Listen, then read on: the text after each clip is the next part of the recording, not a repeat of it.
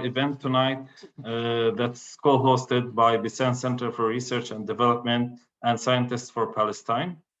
We thank you all.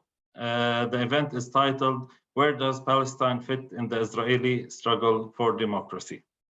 The Israeli demonstrations against the judicial overhaul have continued for the past 15 weeks, now entering their 16th week, causing the Netanyahu government to put a freeze on the reform and start negotiating with the leaders of the main Zionist parties from the opposition. This came once again at the expense of the Palestinian people, while with Netanyahu approving the plan of the Minister of National Security, Ben Gvir, for the establishment of a national militia under his direct leadership. The demonstrations are in fact continuing with the notable absence of Palestinians with Israeli citizenship. And although the anti-occupation and anti-apartheid bloc has grown in numbers in the demonstrations, the question of Palestine is still mostly absent. So is democracy compatible with an ongoing military occupation?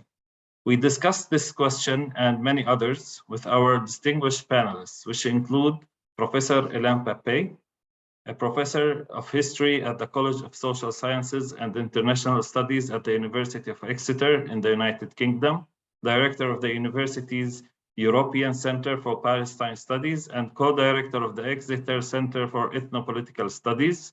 He is also the author of the bestselling The Ethnic Cleansing of Palestine, Oneworld, A History of Modern Palestine, Cambridge, The History of the Palestinians in Israel from Yale, The Idea of Israel, A History of Power and Knowledge, Verso, and with Noam Chomsky, Gaza in Crisis, Reflections on Israel, War Against Palestinians, Penguin.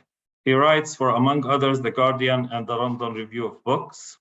MK Aida Touma Sliman is a member of Knesset Hadash, Democratic Front for Peace and Equality. She was born in Nazareth on 16th of July, 1964, and was first elected for Knesset in 2015 and served as the chair of the Knesset Committee for the Status of Women and Gender Equality till 2022. Touma Sliman is a member of the Political Bureau of the Communist Party of Israel. Before being elected to the Knesset, she was the editor of Al-Ittihad daily newspaper. She was the co-founder and general director of Women Against Violence, a Palestinian women's organization that was responsible, among other things, to the creation of the first battered women's shelters in the Palestinian community. The journalist Mariam Barghouti is a Palestinian writer and researcher based in Ramallah. She earned a BA in English language and literature from Birzeit University. She is the main reporter for Mondo Vice for Palestine, and has a master's in sociology and global change from the University of Edinburgh. She works as a journalist and reporter with a focus on Taliban. So welcome all, and we start our first round of questions with MK Aida. Can you tell us in brief what has been happening with the judicial overhaul and the protest, and how does this reflect on the Palestinian citizens with Israeli citizenship? And please, for the first round, for all participants, we have 10 minutes for each response. Thank you. Thank you very much for the introduction and for the fact of inviting us to speak on this distinguished panel. What has been happening in Israel in the last 3 months is actually a coup over the existing regime in Israel. That we will elaborate, I will elaborate later what I think about the existing regime, but what is happening is that the new government that was elected and composed in the last election 3 months ago, 3.5 months ago, has been promoting a total change, not only in the judicial system, an attack on the judicial system in Israel, but actually is trying to change many of the laws that are existing, leading the country into a situation of a total, in my opinion, total fascist dictatorship that is going to rule the country in a very obvious way. The judicial change that they are looking for is, in my opinion, is a tool that will enable this government to implement the different policies and strategies that they are leading, depending on their ideology. In the beginning, they brought a whole package of laws that mainly wanted to change the situation of the Supreme Court. First of all, trying to take from the Supreme Court what is known to be the override clause, which means the ability of the Supreme Court to judge if a law that has been legislated in the parliament is in no contradiction with the basic laws. In Israel, there is no there is mainly basic laws that lead the country, and there is no constitution.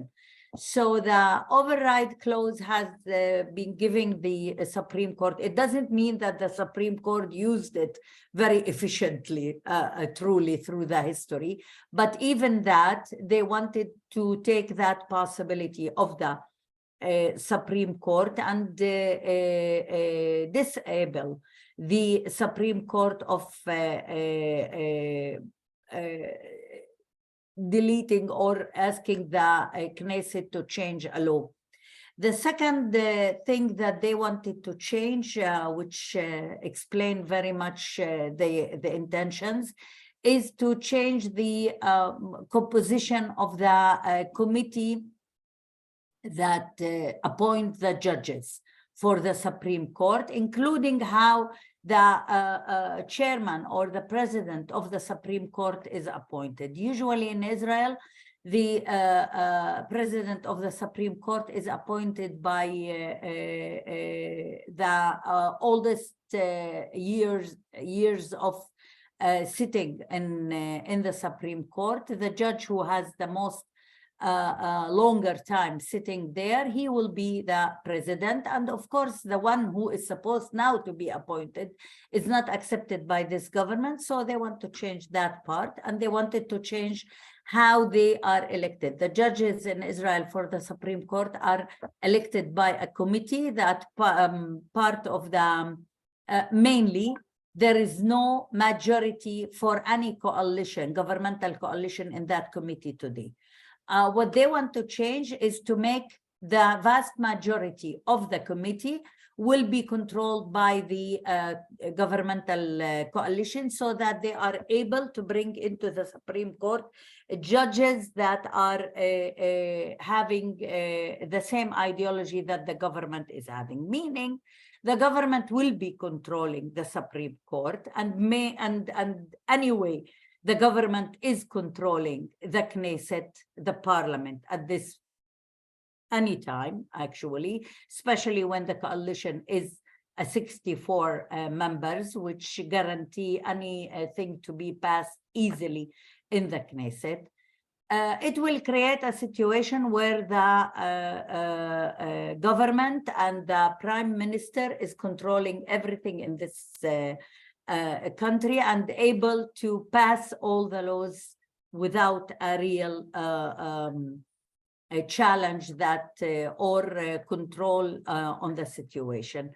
This is going to bring us to even worse situation than it is existing today, with all the criticism that we have for the Supreme Court, because it hasn't been justful truly for those who are oppressed by the different governments, mainly the Palestinian citizens of Israel or the Palestinians on the other side of the green line, meaning under occupation. The Supreme Court barely managed to actually use the override clause on 8 laws. Three of them are dealing, four of them are dealing with socioeconomic issues inside Israel, and four of them are relating to the Palestinians in the West Bank, especially the law that, or the decision that they made that there is no way to build settlements on private-owned land in the West Bank. These are, despite all the criticism that we have, but at least we understand that when this last, even small barrier, the Supreme Court will be removed and will be controlled by this existing government, we will be facing a situation where the ideology of this government, which is a very right-wing colonialist approach, our ideology that believe mainly in two major issues, the Jewish supremacy in Israel and the value of so-called the Greater Israel land, meaning annexation and continuation of colonialization of the Palestinian territories under occupation. With these two values, we are going to face a huge attack on the different minorities inside Israel, including the Palestinian citizens of Israel. Now the situation is after all the demonstrations that started and the protests that existed inside Israel and the international, in my opinion, the international pressure and the economic situation, which started to deteriorate even more since the beginning of the protest, brought the Israeli Prime Minister, as you mentioned in the introduction, to declare that he is postponing the legislation process. In my opinion, it's only a kind of an illusion that Netanyahu is creating. He will continue changing the composition of the committee that appoint judges. There are very important laws that was passed in the last 4 months that are part also of the change they are looking for, which is horrible and disastrous, in my opinion, including the canceling the law of disengagement plan in northern of West Bank and other laws. But the situation today is that the president of Israel declared that he is hosting a kind of negotiation that is mainly going inside the Zionist camp, meaning between those who are like Yesh Atid and Hamahanea Memlakhti, the Gantz party, and on the other hand, the Likud. Any kind of negotiations, in my opinion, will not lead to anything. Netanyahu is gaining only time in order to change the situation. He is going to use whatever he needs, including creating military attacks and launching wars in order to avoid agreeing with the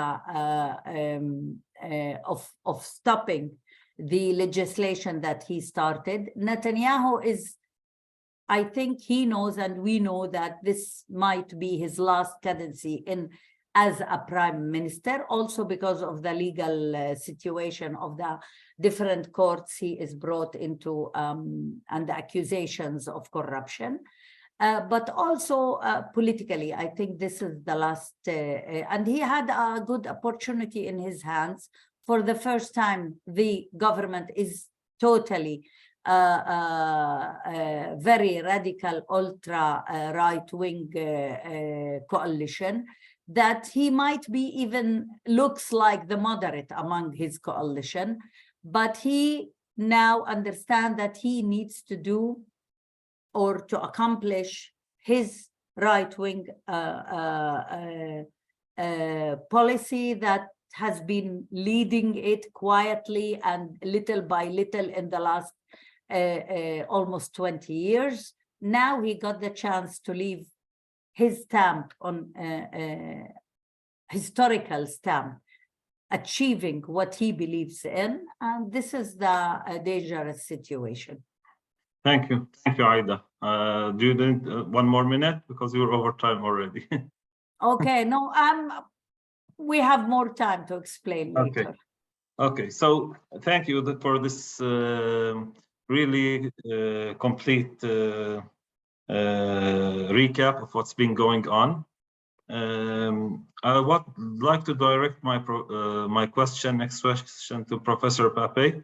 In a historic sense, what kind of democratic system did the Israelis have, and how has this system reflected on Palestinians? Thank you, Ubay. First of all, it's a great pleasure to be with Mariam and Aida on this panel, and thank you for all the great number of people who decided to tune in. We are very grateful. Although it's quite obvious why we should have this discussion, I think it might be an important moment to also reflect why we are discussing it before I quickly go into, of course, the historical analysis which you asked me to provide. Regardless of what we on the panel think, and probably most of our viewers and listeners believe in, the idea that Israel is a democracy is still very prevalent and very popular among policymakers and public opinion former, mainstream media, mainstream academia. And in a very absurd way, the demonstrations in Israel recently accentuated this false image of an apartheid state that still is able, at least in the view of political elites, to be seen as a democracy, and not only at that, as the only democracy in the Middle East. And that brings me to the historical issue. I think one of the things we learned over the years, that for ideological movement like Zionism, the basic positions that such a movement has, even before it becomes a strong movement, even before it creates a state in historical Palestine, from the very beginning, there is a clear set of views about universal values, whether these are the values of democracy, socialism, or liberalism. From the very beginning of the movement until today, the idea is that all these universal values, among them the idea of democracy, are there for the benefit of the settler community, of the colonizer. They could never be a system of values that can endanger the colonization itself. And I think this is something that has not changed in the history of Zionism.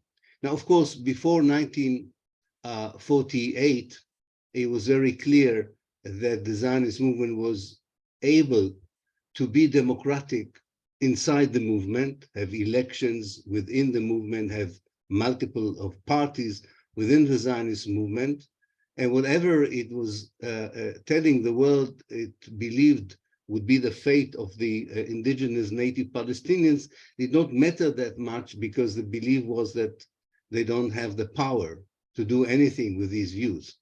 But the real moment came, of course, in 1947, 1948, when the world suggested that Palestine would be, the United Nations suggested that Palestine would be divided into 2 states. And even within the United Nations Partition Resolution, let alone in any other political configuration apart from the partition in 47, it was clear by 1948, or even by late 1947, that the universal value of democracy cannot go hand in hand with the 2 main objectives of Zionism as a settler colonial movement. And this is to have as much of Palestine as possible, and to have in it as few Palestinians as possible. Without the ethnic cleansing that Israel planned and perpetrated in 1948, whatever would have been the political map of post-mandatory Palestine, the Jews would not have been a majority in the first election in 1949. And this gave the Zionist leader an idea that they have the right, the moral right, as well as the capacity to get rid of the Palestinian electorate, so that when this electorate comes to the election, should Palestinians stay within a Jewish state, it would be a very small minority. And even that was not enough, as we know. They were so afraid about the idea that democracy could be genuine in the case of Palestinians in Israel, that they imposed a ruthless military rule on the Palestinians in Israel between 1948 to 1966. So they created this facade, which is unfortunately too many people in the world fell into this fabrication. They created this facade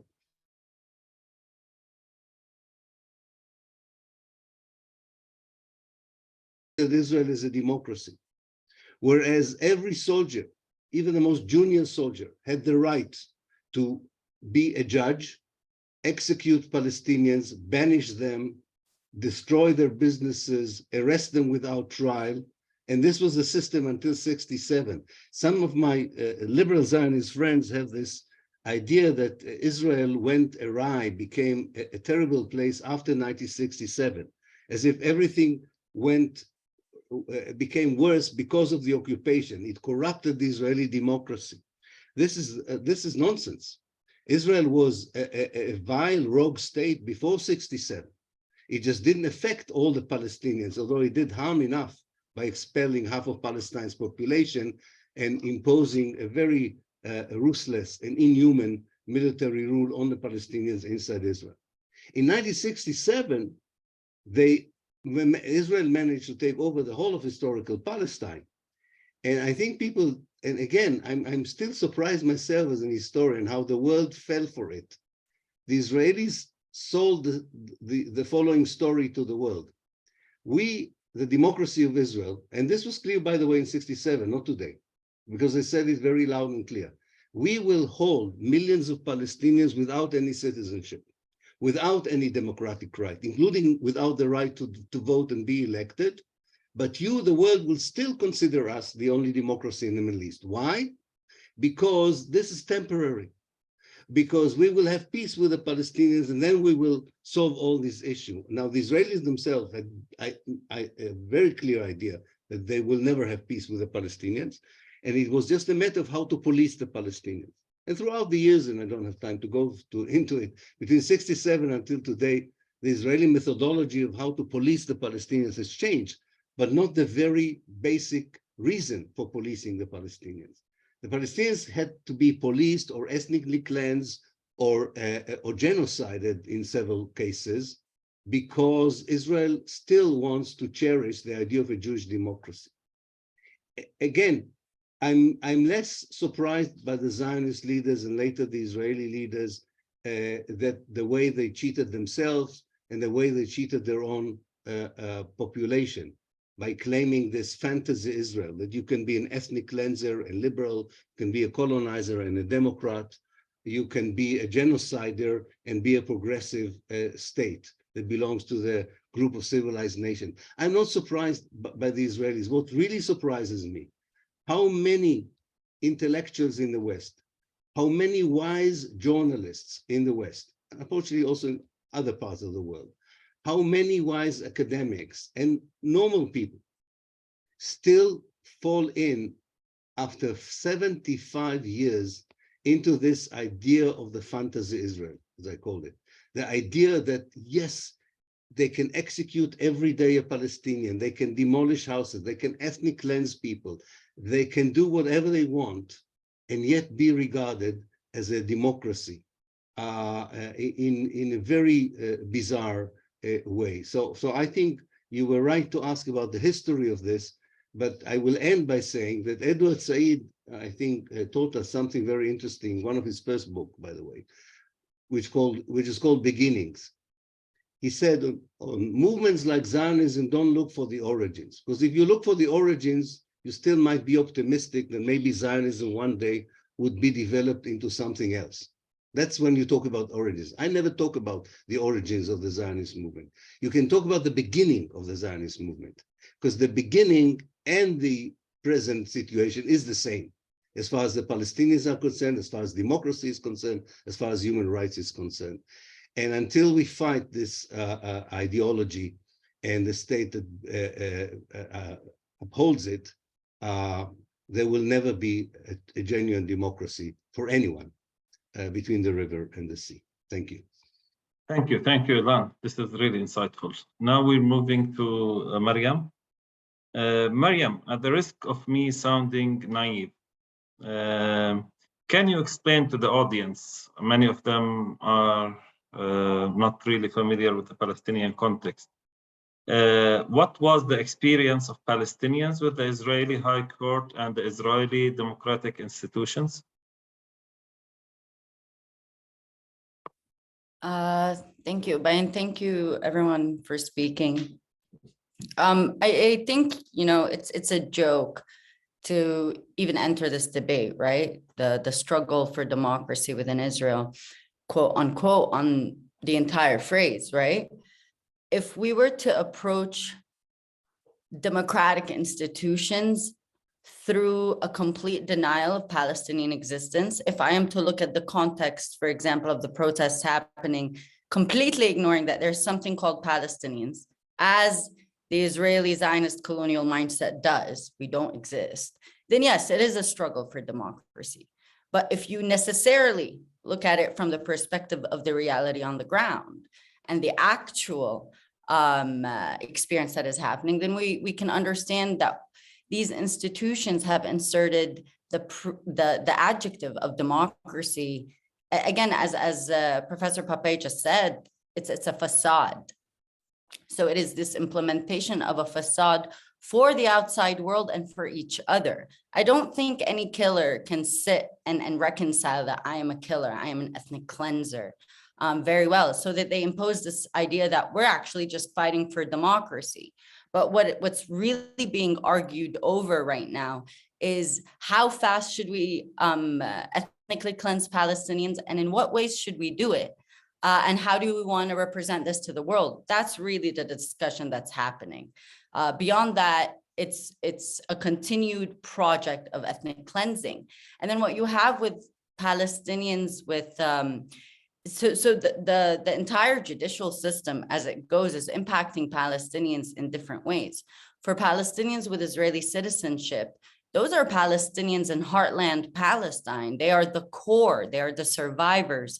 They are the Palestinians living amongst their killers, day in and day out, and they can't even say anything, because if they do, there was this system of policing that was inserted to criminalize that entire identity. You can't even say Palestinian. You have an Arab MK in the Israeli Knesset because it's so democratic, because it's so diverse, because, you know, it's these terms that we insert.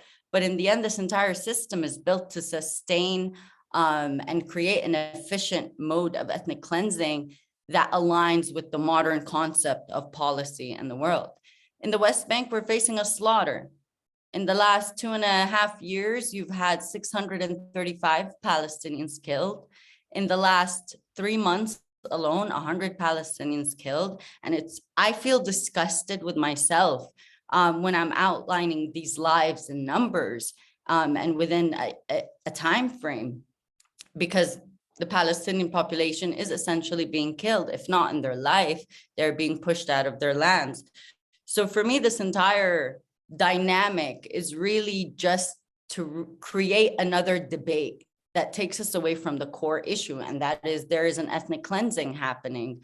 And no matter how much we emphasize that, it does not seem to resonate. And I think it's because we get muddled in these questions of, well, what's the internal strife of the colonizer right now, right? Let's unpack that. Let's try to understand that. For those that are on the receiving end of that sword, it doesn't really matter, right? So, you know, if you want to really address that, you look at how Israeli policy and with its entire system and framework, from the armed settlers to the armed settlers in uniform, that is the Israeli army, to their policymakers, it has been designed to contort the reality. And I think that's really all that's been happening here as they continue the slaughter of Palestinians in the West Bank and Gaza in order to bring forward this reality that's happening with the Tel Aviv protests. So later you can see settlers protesting in Ramallah with a new name of a settlement, and then we're discussing Israeli democracy then. So let's kind of also like keep it in perspective of what that could look like in the future so we can understand it in its context today, maybe. But I'll also leave it here, I think. Can I just follow up on this, on one small issue, Mariam? The institutions that you talked about and Dr. Ilan talked about at MK the High Court, the judicial system, all of that. For a Palestinian that wants to go and see even the current laws that were violated, does he get justice there? What is the experience of a Palestinian? I think, again, the entire emphasis that is being made, the systems, the courts, from the civil courts to the military courts, are not designed to give justice to Palestinians. You've just had a 26-year-old doctor get executed in the old city of Jerusalem, the most highly surveilled area within Jerusalem. The cameras are everywhere. Police obviously are everywhere, but suddenly the cameras weren't working when this young doctor was executed. And 2 days ago, the Israeli police closed the file.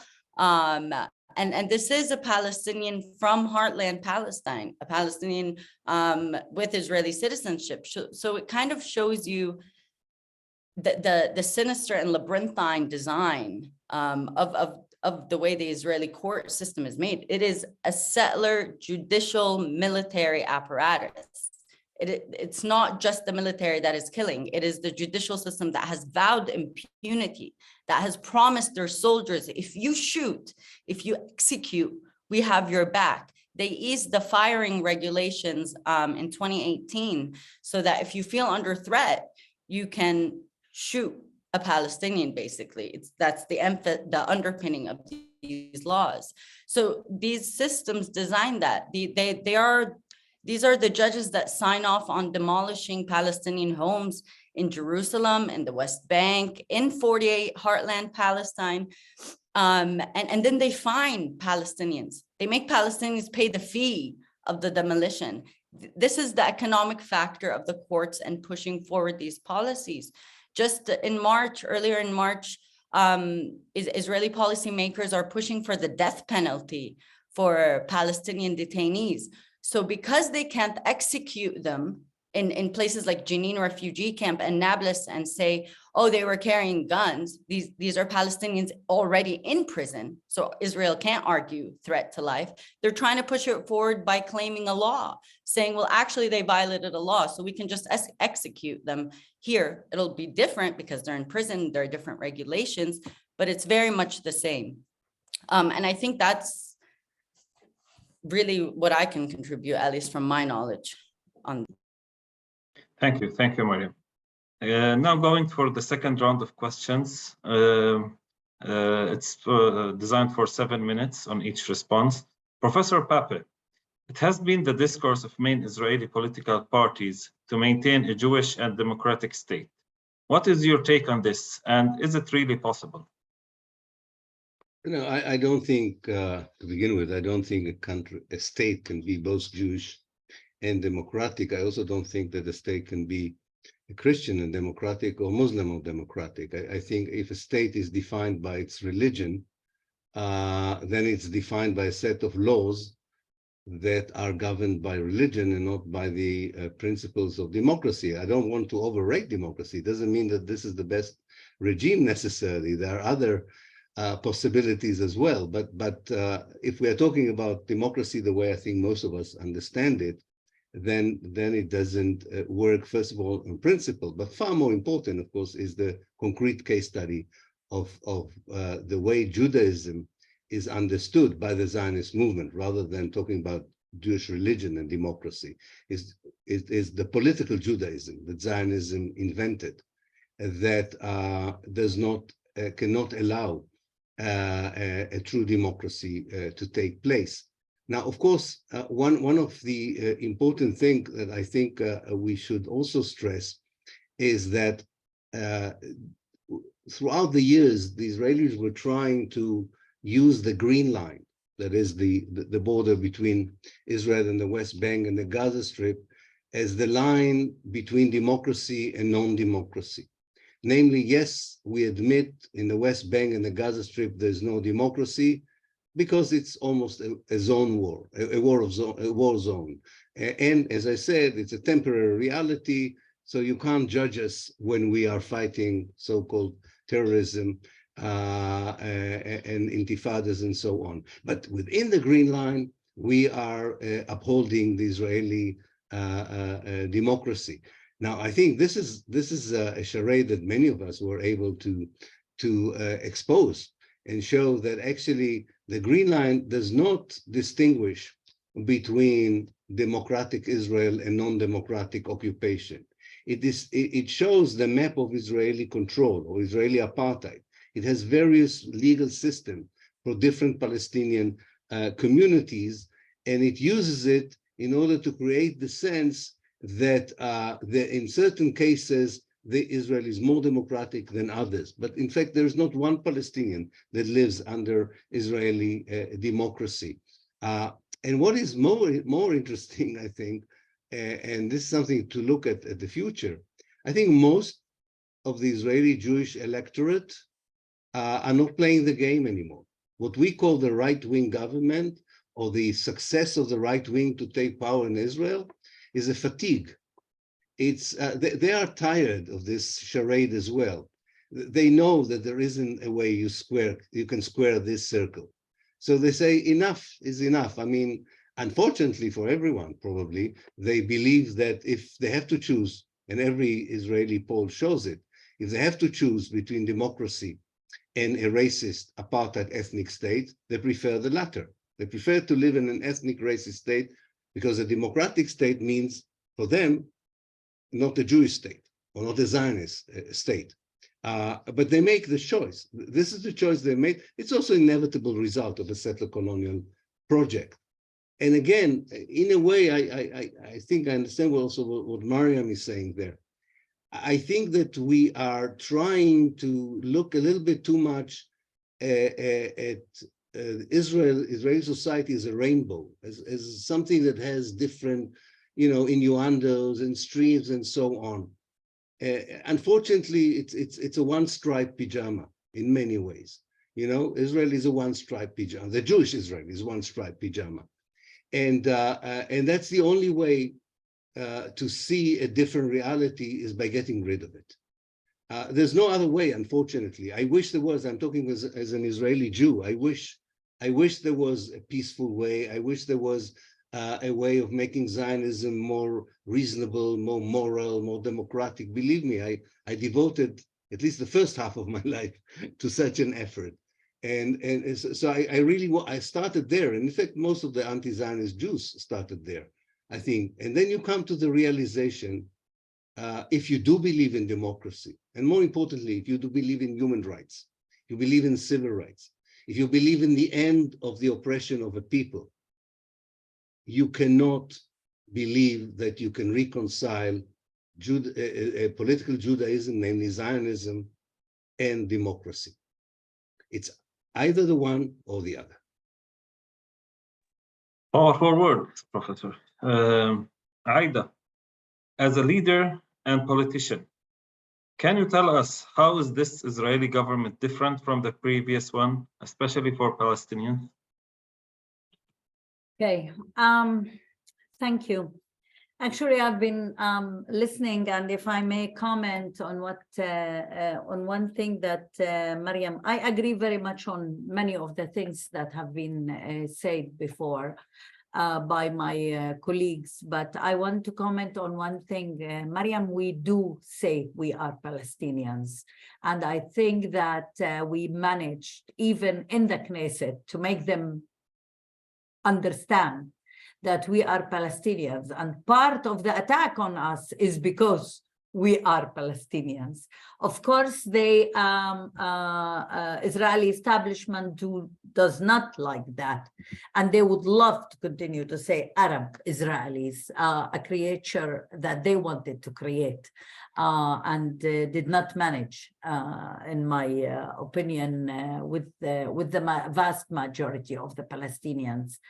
And I know that many times people think that the fact that we are voting and being elected is kind of helping the Israeli democracy to look more as a democracy. I don't believe that, because I believe that any group of people, especially people who are under oppression, need to be represented, need that their voice should be heard and can be heard wherever. So that's why exactly, and I totally agree with Ilan, that democracy did not exist in Israel.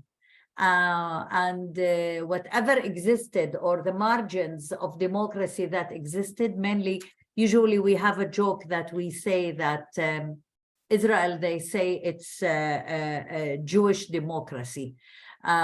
Jewish democratic, and we usually say it's Jewish for the Palestinians and democratic for the Jews. This is the meaning of this combination. We believe that there is no way, it's an oxymoron to have those two words together. One word is talking about a supremacy and is talking about benefits and more rights for one group over the other, and then you cannot describe it as democracy. There is no way that under occupation and under supremacy of one race or one group, you can have democracy. There might be different margins that are created in order to keep kind of balance inside the same society that is existing. And I think that even when we say democracy for the Jews, we are not totally right when we say that, because Ilan has, for example, suffered very much from that democracy when he challenged the Zionist narrative by the things that he wrote and he researched and he exposed to the public. So it was democratic as long as you are part of the hegemony of the consensus, the Zionist consensus inside Israel. And today, what is happening is a fight or a kind of a power game and a protest inside that camp, inside the Zionist camp. All the protests you are seeing, and it looks very much even in the symbols that are used in this protest. If it is the flag, the forest of flags that are existing in these protests, as if people need to defend the fact that they are Zionist, that this is our identity, and still we are we think that this is not democracy. And on the other hand, also the other issues. But why it is happening now? What is different about this government? In my opinion, for the first time in more than 20 years, it happened even, I think, once in the history of Israel that a government was from the right wing. The whole government was from the right wing. And again, I'm saying this, we are talking again inside the Zionist camp, that the right wing was the government. This time, after 20 years, it's happening again. It's not a Likud with some so-called center parties or Zionist left parties, again, under quotation. I don't believe, again, with this combination of Zionist and being left. But for the first time, it's all right wing with fascist components in it. And those three components have two things that they agree on, as I mentioned before. They agree on the Jewish supremacy, and they agree on the greater Israel land. For the other Zionist parties, they would accept will support the Jewishness of the state, and they want the Jewishness of the state, but they believe that there is no way to continue to exist as a Jewish state unless we get rid by numbers, demographically, from Palestinians. They don't want a majority, or at least an equal situation demographically between. This government wants to implement mainly the second part of what I mentioned, the greater Israel land, with maybe the same what Ilan Pappe has mentioned. If you want to know what their intentions, you need to go through the coalition agreements, and you would see that mainly Smotrich and Ben-Gvir, and we know the Smotrich plan that he published in 2016, that he is speaking about the greater Israel land with the Jewish state, and the Palestinians have to admit and to agree to be a kind, even not equal citizens and not second-degree citizens, but just residents of the place, and agree to the situation. Otherwise, they have two options: either leave the country, meaning throwing them out or enforcing them to immigrate, or if they want to oppose and protest, then the army will deal with them, meaning ethnic cleansing and killing, etc. This is mainly what stands behind the idea of or the ideology that Smotrich has and Ben-Gvir. Meanwhile, the ultra-Orthodox parties want, for the first time, they all have the feeling that for the first time, they are able to bring their ideology into practice from a powerful position of being in the government. The ultra-Orthodox, they want to control this, to make the state biblical Jewish, meaning bringing the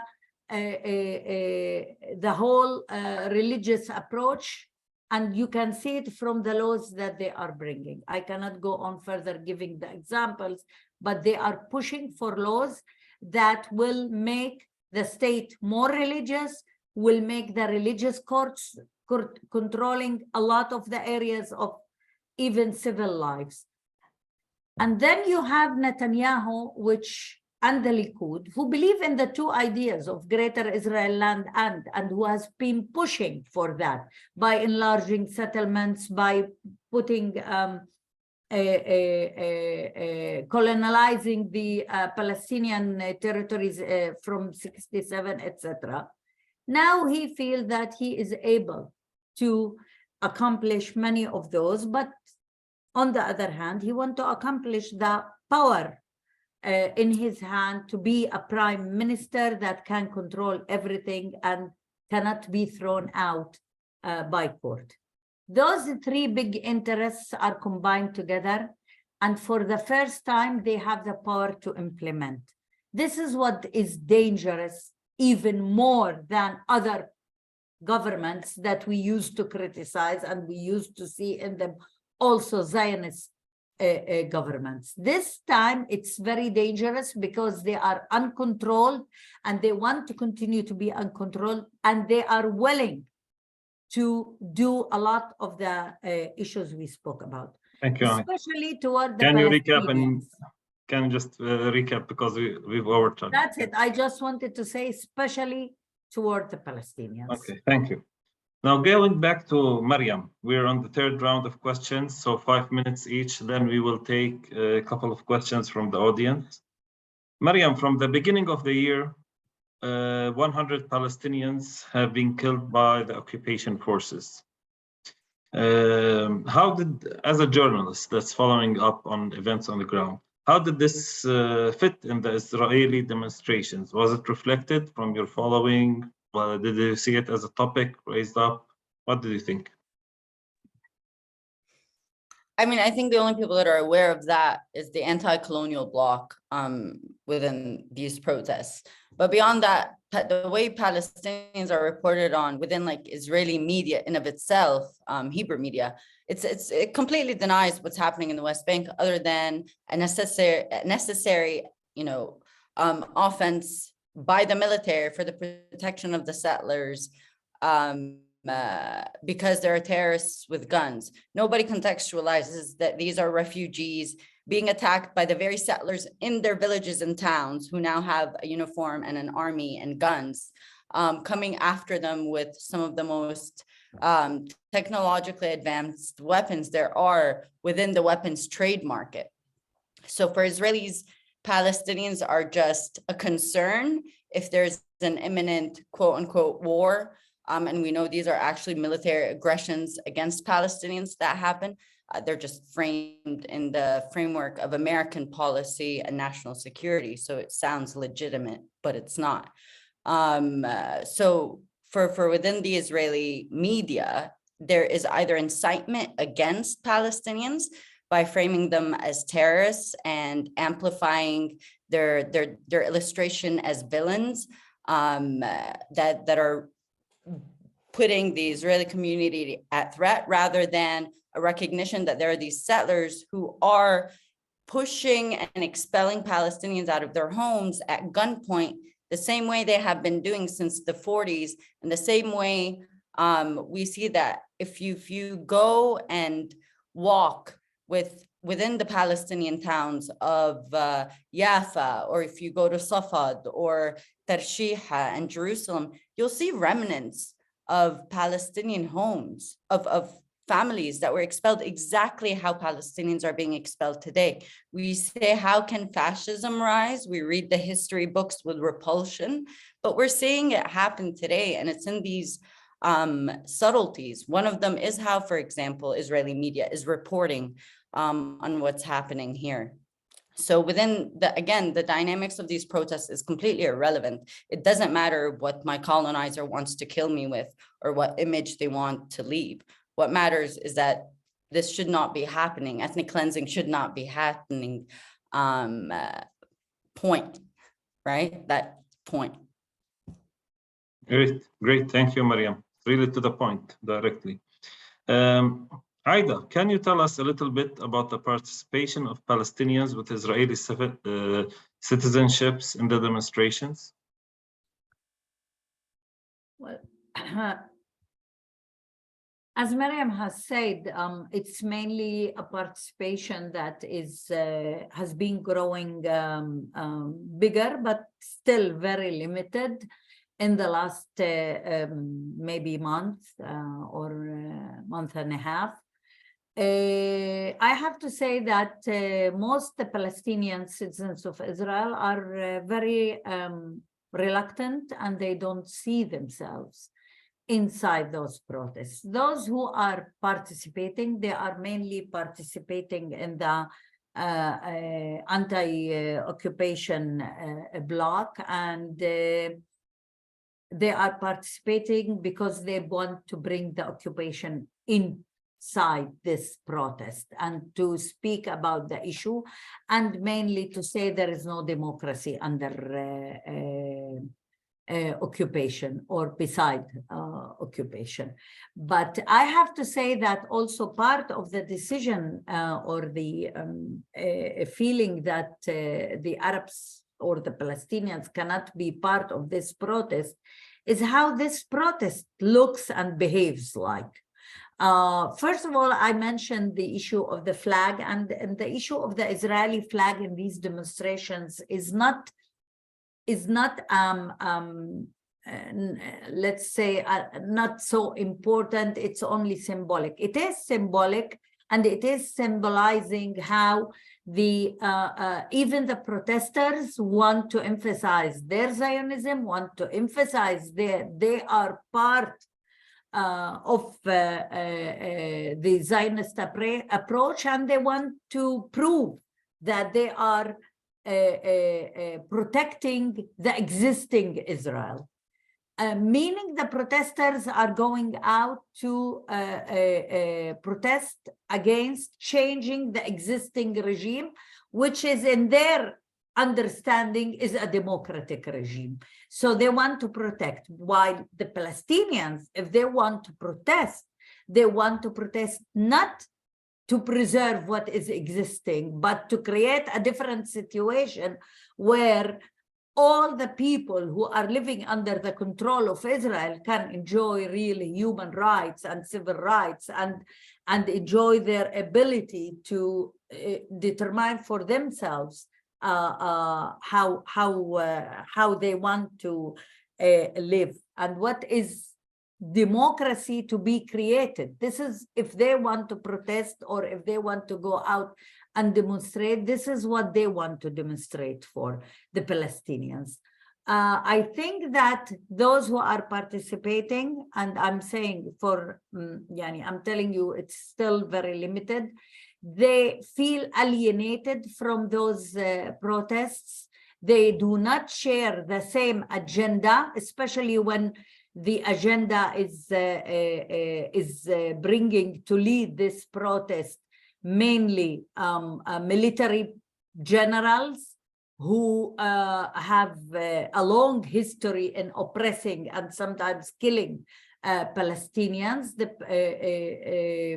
But if they are willing, despite everything, to come and to participate in this protest, mainly in order to bring in and to try to influence the existing discourse and to say you cannot only protest against the religious oppression that the ultra-Orthodox want to bring, or against the corruption and dictatorship that Netanyahu wants to bring, but you need to open your eyes and to see that without protesting against occupation and apartheid and oppressing the Palestinian citizens of Israel, there is no way to bring real democracy to Israel.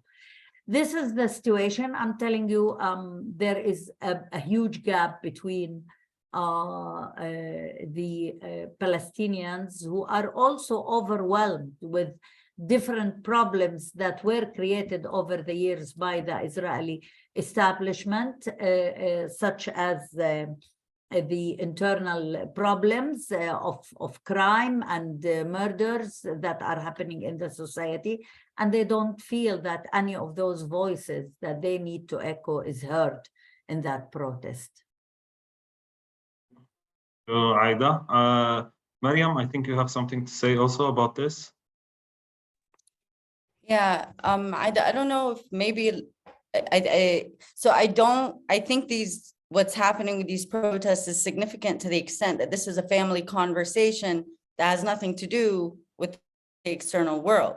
It is an internal conversation that is happening and being reported on as this massive historic moment within the family, right?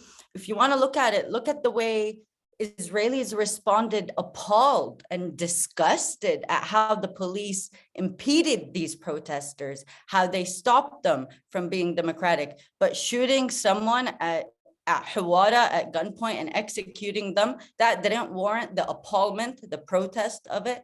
And I think this is what I meant, that it's an irrelevant conversation, because embedded in that, no matter where on the spectrum, the entire spectrum is wrong, right or left of it. And I think that's what I was trying to explain in their significance. Okay, we agree on that for sure. Thank you. Thank you, Mariam. Professor Pappe, it has been long promoted that the two-state solution would create a peaceful democratic coexistence between Jews and Arabs. What is your take on that? And is there an alternative? Well, first of all, I think we know by now that if tomorrow, by miracle, there will be two states, both of them will not be democratic. Let's face it. Because the situation as it exists in historical Palestine, while Israel remains a Zionist state, even if it's a limited in terms of space, namely it has given up the 22 that it occupied in 1967. Within Israel itself, it will not be a democracy.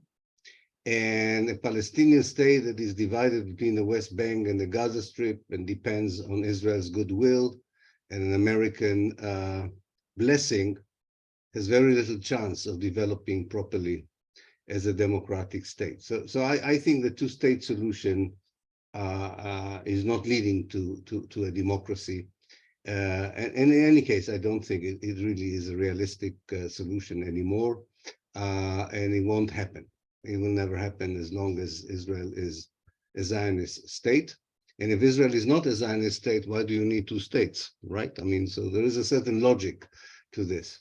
I would like to say 3 points about it, because I know there is a debate, and it's an important debate, and I respect also the two staters and so on. But I would like to say that 3 things about it. First of all, it's a matter of priority. I don't believe that priority now is discussion of one state or two states. I think the priority now is decolonization, to change the whole discourse about peace, a peace camp here, a peace camp there, American diplomacy, let's convene together, a kissing cousin meeting here, a kissing cousin there, revive the Oslo Accord, revive whatever accord, the Arab League initiative. This is all nonsense. This is not leading nothing. It provides some air for people, but it does not have any relevance to the reality on the ground, which Mariam rightly described as an ongoing ethnic cleansing. I would say that Israel has already moved to genocidal policies in the West Bank. It's far worse than ethnic cleansing. I was always very careful not using the word genocide. I don't like to use it lightly, but I think Israel is now perpetrating genocidal policies in the West Bank. It already did it in Gaza, but it's now doing it in the West Bank. So the priority is really to think about decolonization. The second thing is about the vision. Now, the vision, I would warn in just adopting the Western liberal democratic model as the only vision when you talk about a future democracy. Liberal democracies in the West have their own problem. And one of the greatest success of Zionism was to tear Palestine out of the Arab world, out of the Muslim world. It cannot be a part of Europe. Palestine has to be part of the Middle East, part of the Arab world, part of its problem and part of its solutions. And its discussion, I think there are exciting discussions in the Arab world, especially by younger generation, about the political structures that, of course, have a lot in them which are democratic features, but it's not just about the democratic in its Western, Northern, global North kind of models. These are models that adapt much more easily, I think, to the realities we live in the Arab world and in the Middle East and so on. So I think it's not enough to have a slogan of a one-state solution. It really has to go alongside with rebuilding the whole of the Mashriq, the Eastern Mediterranean, after the terrible things that Sykes-Picot did to all the people who lived there, pitting one group against the other, calling them sectarians in order to create all kinds of artificial nationalism that really are not really working too well, especially in countries such as Lebanon, Syria, Iraq, well, and Jordan. So there isn't one country that it is working well, to be honest. So I think, and the third for me is very important question, and this is something very important. And with this I would end. The question is, who is leading the way in a discussion about the vision, and who gives the example of what you're doing next? And one of the things that I think also the Palestinian National Movement would have to do is to take the leadership again and the guidance. And this is our role, I think, as progressive Jews, is to come to our own society, which are millions, which we should say it's not an easy task. There are millions of Jews in historical Palestine, but to make sure that there is an understanding what liberation means again. That liberation and decolonization go together. And liberation and decolonization is not peace. It's not peace. It's a very messy, a very unpleasant process, especially for the colonizer. There's a lot of privileges you have to give up. You have to accept that the liberation movement is the one that leads the way into the future. Yes, and you have to show solidarity with this. You insist on a voice, and you should have a voice in it. But we will have to understand the framework in which this is being done. This is what happened in South Africa. And I think this is such a huge, mammoth challenge that I'm taking my time. I don't think it can happen in a day. But I think a lot of the things that the civil society does in Palestine, in historical Palestine, a lot of the things that the solidarity movement, especially the new solidarity movement that emerges in the global South and among indigenous people, the intersectional solidarity and international and transnational solidarity movement. For example, the new interest among African Americans in what's happening in Palestine. I think all this leads to the beginning of a journey that people would be very stupid if they think it's quick and clean and easy. But I think being part of that journey gives you a lot of strengths and will put you eventually in the right side of history. But you're not only facing the balance, with this I would end, you're not only facing the balance of power on the ground, namely you're not only facing the military strengths of Israel when you are going on this journey. You're facing a whole set of perceptions that the West, especially the Christian world, has built over the years on Palestine, Islam, and the Arab world. And you have to, yes, you begin to challenge it. But I think what we learned, that there are indigenous people in North America, there are indigenous people in South America, there are indigenous people in Australia and New Zealand, in Canada, and there are other groups in the world who feel the same. So it's not just the Middle Eastern thing. It's the global South that doesn't have to be geographically only in the South, and the global North, which doesn't have to be geographically only in the North, but we know what we're talking here.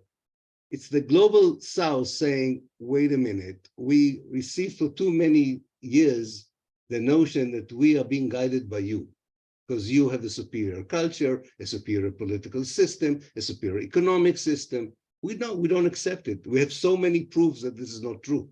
And we have so many proofs that we are being exploited by this, that we are victimized by this, that we are suffering by this. So we want to build something different. We are not shying from self-criticism, but you don't give us the conducive conditions just to start the journey because you're afraid of that journey. And I think this is where the whole discussion, also the future of Palestine, should be contextualized. Separate from the decolonization and against the apartheid. This is very local, very focused, and you need all the allies to do this. Because as Mariam rightly said, this is going on and it's getting worse, as Aida also told us. So there is an urgency there. The urgency is not to put forward a clear vision. I don't think that's urgent. I think it's necessary. We need it, but I'm not sure this is the most urgent thing when you are under the danger of being destroyed.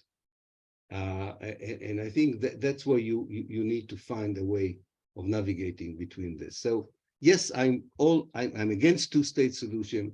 I'm for one-state solution, but that's when you only give me half a minute.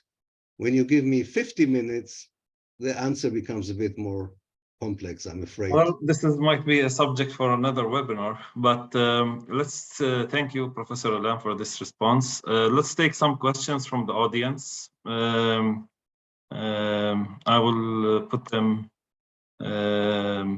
There's one question that we should start with.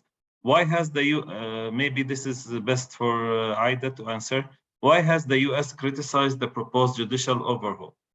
Certainly, it isn't out of concern for Palestinians. It is because Israel's only democracy in Middle East would be harder to defend. Regarding the Netanyahu-Smotrich insistence that they will do whatever they want, how likely is this to cause a lasting fissure in US-Israel relations? Aida, what are your thoughts on this? Ida, you're on mute. Yes. Well, I'm the last one to explain the relationship between the United States and Israel. But anyway, first of all, I think that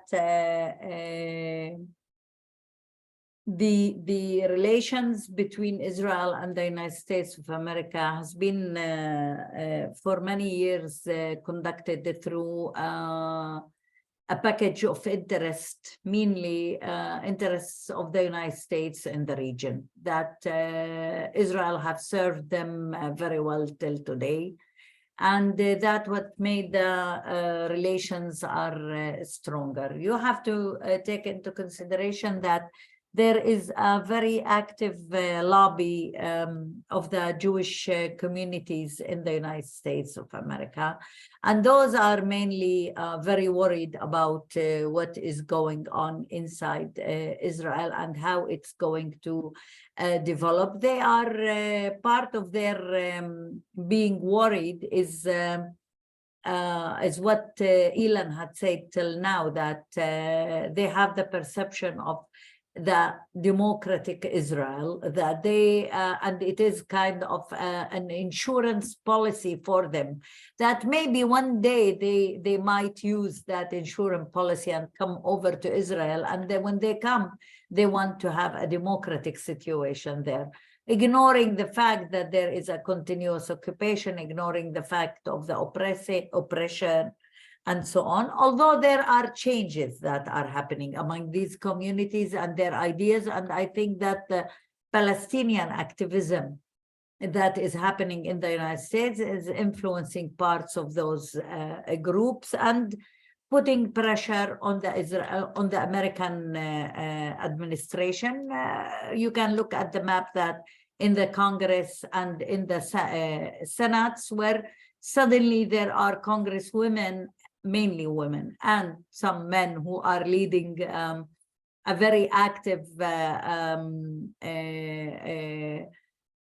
initiatives in order to put pressure about what is happening. Why the United States' interest is to have Israel stable and powerful, and with no internal conflicts, even if it is going to happen by ignoring what is happening to the Palestinians. But to have Israel in the situation that is existing now is not accepted by the United States of America, because it's their big ally and who is serving the interests of the United States in the region.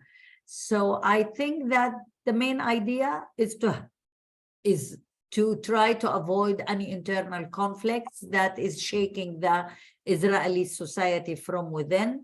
The situation is also affecting the, as I mentioned, the economic situation in Israel, the investments that are coming from abroad to Israel and that is now going outside. So it's going to influence the industry. And when we are talking about industry and about development in Israel, we are talking about the, all the security, military, industry, and high tech, and etc. So these are the major things that are leading the United States administration putting pressure. It's not the continuous occupation. It's not us, the Palestinians. It's not the lack of democracy inside Israel, but being worried that the situation in Israel is going to be unstable. And this is the main idea. Thank you, Aida. Mariam, we have a question that from the audience that says, how is the audience and the larger solidarity movement with Palestine, or people that have just maybe seen this and recognized or understood all the falsehood, all the fabrications that have been promoted about Israel's democracy, use those examples? What is your input for them? What is your guidance, Mariam?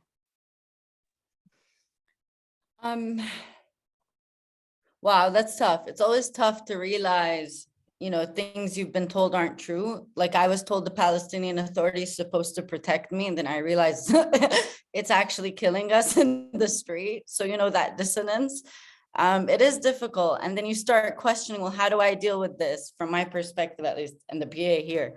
But it's, feel kind of that empowerment that you saw it where others haven't, and start amplifying Palestinian narratives and voices, start working actively on helping gather the testimonies, archiving them, working at a concrete level of engagement in terms of also, calling in where you need to call in and calling out where you need to call out. بس يعني for me, I really think you can falter into arguing two things. Either that Palestinians are not humans, so you have to prove that these are humans like the rest of us, so they need to be free, or you falter into, kind of you're searching for arguments to prove what? The right for Palestinians to live, the right, for Palestinians for liberation. So it's really for that. In terms of like what I can give in advice is just arm yourself with the reality, equip yourself with the testimonies, and kind of take it from there, doing what you can, whatever sector you're in, but also, having mercy on your own self and trying to amplify the voices again. So it's not just single voices in a crowd, that it becomes kind of that crowd. Thank you, Mariam. We have also a good question for Professor Pappe. Zionists believe that the Jewish people have the right of self-determination, and that this implies a right to a country of their own. Do you think that this needs to be considered, which is the right to self-determination for Jews? I think people have the right to define themselves in any way they want. They also have the right to, if they want, to define their religion as a nation, if they want. I'm not arguing with it now intellectually. I'm talking about the free will for people to do that. But I think that's not the question. The question is, what do you do in the name of that right? And if in the name of that right, you colonize, you dispossess, you ethnically cleanse, you build an apartheid state, the problem is not so much with your demand for the right, but how you implement it. As you know, there were, at the beginning of Zionism at least, there were few Jews who said that, yes, we think Judaism is a bit more than religion, and maybe we can have a cultural center in Palestine rather than a political or a colonialist one, which I'm sure the Palestinians would have agreed to. So this is not a question of do you have the right, but what does the right entitles you to do? So I think that this is something that cannot be abused in order to justify ethnic cleansing, destruction, and so on. As you know, this historically, and these questions always have to be really examined also concretely and historically, not just abstractly. Because if you discuss them only philosophically, we are all good with words. You can easily gloss over. But if you go to concrete, you understand that, yes, there was a problem of anti-Semitism, anti-Jewishness. There still is, by the way. And Zionism, to begin with, was an impulse, among other things, to challenge anti-Semitism, which is understandable. But most of the Jews did not choose the self-determination of Judaism as the best answer to anti-Semitism. In fact, the vast majority of them thought that either a socialist world or a liberal world would challenge any kind of racism, not just against the Jews. The Zionist movement manipulated very well the horrible things that happened in the Holocaust to convince both Jews and especially the West that actually self-determination to the Jews in Palestine, whatever the cost for the Palestinians, is the only way of dealing with anti-Semitism, which is really a bizarre idea because anti-Semitism grew after the creation of the State of Israel rather than decreased. And secondly, it absolved Europe from dealing properly with its racism toward the Jews, which now disables it to treat properly its racism towards other groups. So I think that this is something that we should understand. It reminds me of just one sentence. When people ask me, do you think that the people who say that the Jews who arrived in 1882 are not really the descendants of the Jews that were expelled by the Romans? As you know, there is kind of a debate. They were not really the descendants. And I say, do I care? I don't care if they were the descendant or not. I care what they did. This is far more important, because even if they were the descendants of people who lived there 2,000 years ago, God knows how you prove this, but that doesn't matter. But let's say you found the machine that proves it. What rights does it give them towards the people who live there? Not even one right, not even one ounce of right to do anything, apart from maybe having a guided tour to the places where the grandfather of 2,000-year-old lived, but not more than that. But again, if you talk to millions of Christians in the world, they believe in this story. A lot of Jews believe in the story, and even secular people in the West believe in this story, as if this is something that really gives the Jews a right to colonize Palestine. And ironically, a Palestinian demand of 75 years old, not 2,000 years old, of 75 years old, of returning to their homeland from which they were expelled, is brushed away by the West as, come on, bygones are bygones. Why are you stuck in the past? Why don't you look at the present? I mean, the hypocrisy and double talk in the case of Palestine should really outrage any person with a modicum of decency in them. The fact that we haven't been able still to do it, I don't know, maybe we should try harder. Having great webinars like yours again, and more. Maybe this will do. Thank you, Ilan. Thank you.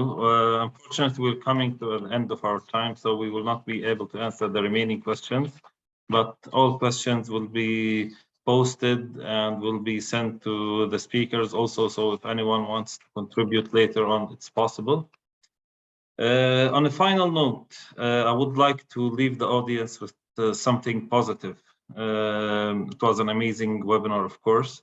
What would each of you, in just 1 minute, tell the people maybe something they can do or they should do after they read this webinar to contribute for positive change?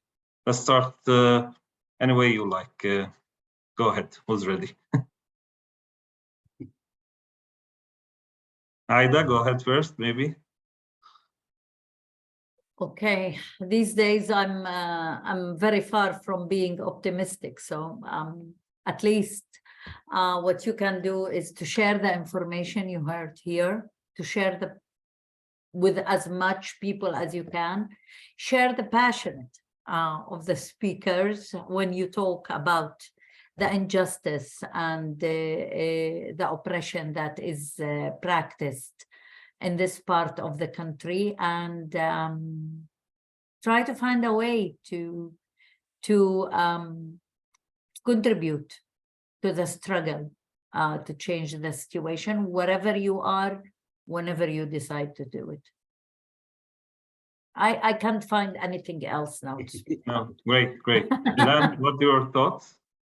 I think that people who are willing to be part of the solidarity movement with the Palestinians outside of Palestine should think about themselves as VIPs. Namely, the V is visit, if they can, to show people in Palestine that they know about them, they want to hear them, not through filters, but directly and experience. That's the V. I is inform. They should inform people what they know.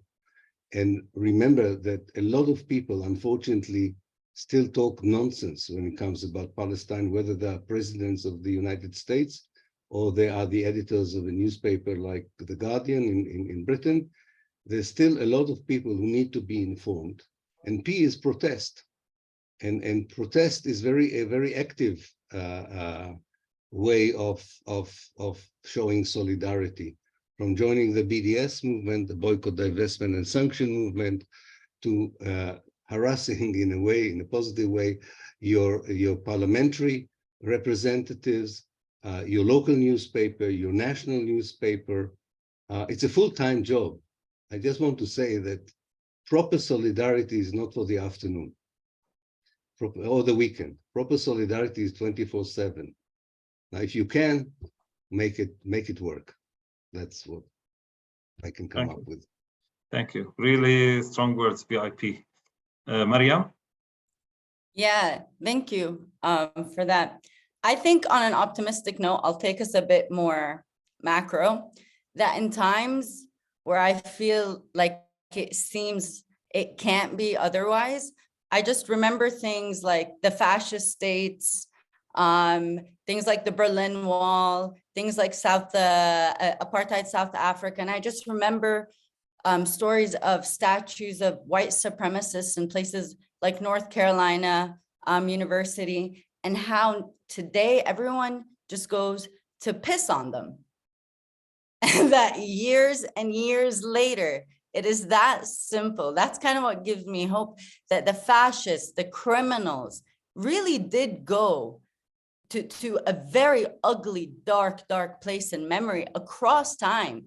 So that kind of gives me hope and reminds me that it's okay to imagine otherwise, because I am also the otherwise of what my ancestors imagined. And I think that kind of helps us, just be a bit more optimistic through the storm. But let's go through the storm. Thank you, Mariam, Aida, Ilan. Thank you for the audience. Thank you for also the presentations that were given, the questions. Thank you for listening. I would also like, before ending, saying on the great words of Nelson Mandela, I am not truly free if I'm taking away someone else's freedom, just as surely as I'm not free when my freedom is taken from me. The oppressed and oppressors alike are robbed of their humanity. When I walked out of prison, that was my mission, to liberate the oppressed and the oppressor both. So thank you. Just a small reminder that on the second week of May, we have a BSAN lecture series with Professor Ebar Ekland as also part of the scientific community. So we invite everyone to register, to go to Scientists for Palestine website, BSAN website, and find those out. Good evening and happy Easter for all, and see you in the next webinar. Thank you.